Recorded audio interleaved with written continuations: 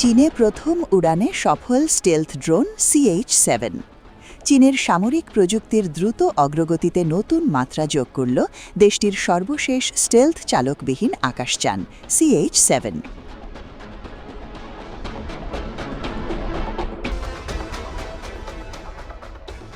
দীর্ঘ সময় আকাশে থাকার সক্ষমতা, রাডারে কম ধরা পড়ার প্রযুক্তি এবং উচ্চগতির উড়ান সব মিলিয়ে এই ড্রোনের সফল প্রথম ফ্লাইট চীনের স্বয়ংক্রিয় অস্ত্রভাণ্ডারকে আরও শক্তিশালী করেছে বলে দাবি করছে বেইজিং।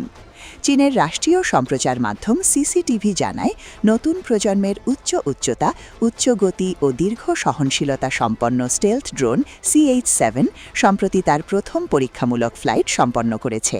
প্রতিবেদনে বলা হয়, জটিল ও ঝুঁকিপূর্ণ পরিস্থিতিতে স্থল পর্যবেক্ষণ, তথ্য সহায়তা এবং যোগাযোগ ব্যবস্থার চাহিদা পূরণের লক্ষ্যেই এই ড্রোনটি তৈরি করা হয়েছে।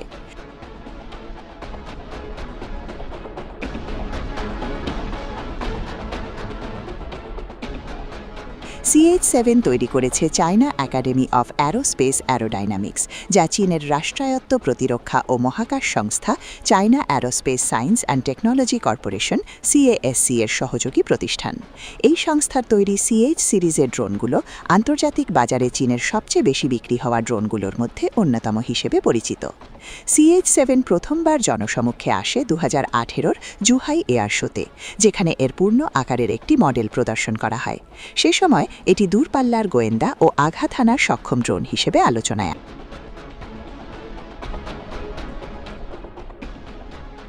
আসে।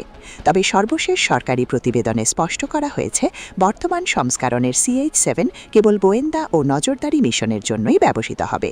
প্রিয় দর্শক, বিষয়টি নিয়ে আপনার মূল্যবান মন্তব্যটি কমেন্ট করতে ভুলবেন না। পরবর্তী আপডেট পেতে চ্যানেলটি সাবস্ক্রাইব করে আমাদের সাথেই থাকুন। ধন্যবাদ। SKTV বাংলা, সাথেই থাকুন।